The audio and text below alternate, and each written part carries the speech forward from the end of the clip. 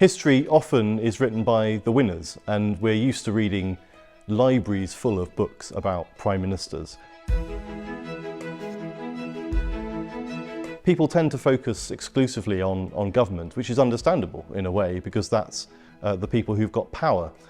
But more often than not, the things that they do when they're in power are things that they've worked out before when they were in opposition. You can't really understand politics properly without understanding what drives the opposition and how they operate as well. I'm Dr. Nigel Fletcher. I'm a political historian, and I'm the author of a new book called The Not Quite Prime Ministers.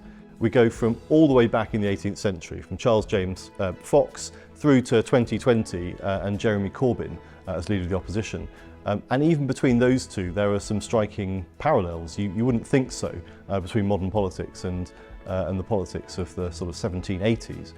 But one of the things Jeremy Corbyn was attacked for during his time as leader was the fact that he was someone who was very comfortable speaking at large protest rallies and encouraging political direct action, which was seen as being very sort of extreme, something that MPs didn't tend to do. But if you look right the way back to the beginning, that's the kind of thing that Fox was doing. He was speaking at large rallies outside Parliament, getting people to petition MPs and sort of rallying the mob.